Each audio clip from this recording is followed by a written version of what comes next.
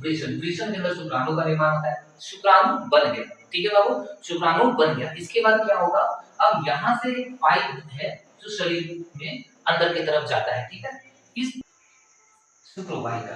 अब वृषण के अंदर देखिए, इसको वृषण के अंदर स्पर्म बना, स्पर्म बनने के बाद शुक्रवाहिका के माध्यम से ये यहाँ पर पहुंचा। अब यहाँ पर एक छोटा सा ग्रंथि होगा, इस ग्रंथि का नाम है,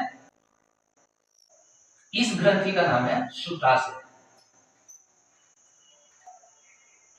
इस ग्रंथि का नाम क्या है, शुक्राशय। अब शुक्राशय का काम क्या है, शुक्राशय में वीर्य उत्पन्न होता है, ठीक है। देखो स्पर्म क्या होता है, स्पर्म तो तुम्हारा ये हो गया, ये इसको समझ लो, ये तुम्हारा स्पर्म हो गया, है ना, ये इसका पूंछ है और ये इसका सिर है, ये स्पर्म है।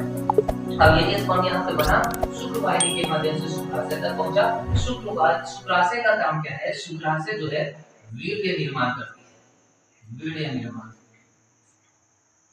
लगभग 60%, लगभग 60% वीर्य को निर्माण करता है, शुक्राशय में निर्माण हो जाता है। अब यहाँ से जब आगे बढ़ता है और यहीं पर जो शुक्राणु है, शुक्राणु और वीर्य दोनों यहाँ पर मिलते हैं। इसके बाद अब यहाँ पर जब आगे बढ़ेंगे तो यहाँ पर एक और ग्रंथि है, इस ग्रंथि का नाम है प्रोस्टेट ग्रंथि, प्रोस्टेट ग्रंथि। देखो बेटा, अब यहाँ से ऊपर की तरफ बन जाता है मूत्रवाहिनी, ठीक है। अब यहाँ से जब आगे बढ़ेगा तो यहाँ से ये नदी जो है ये आगे जाकर के ये अंग बन जाएगा, पेनिस बन जाएगा।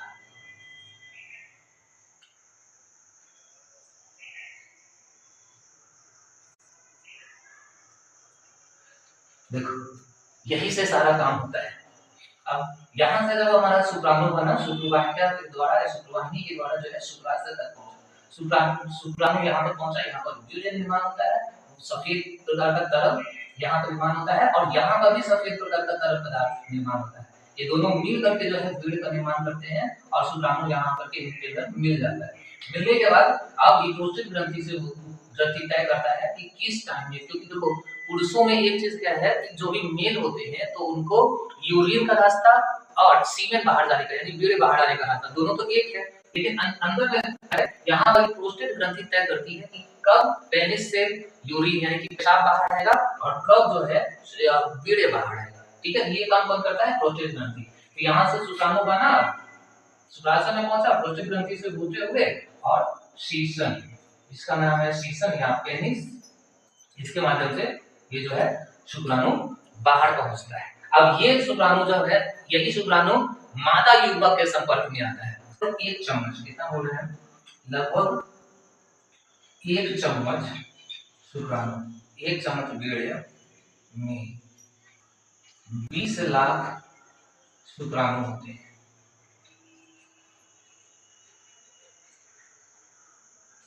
ये बहुत रिमार्केबल बात है, ठीक है।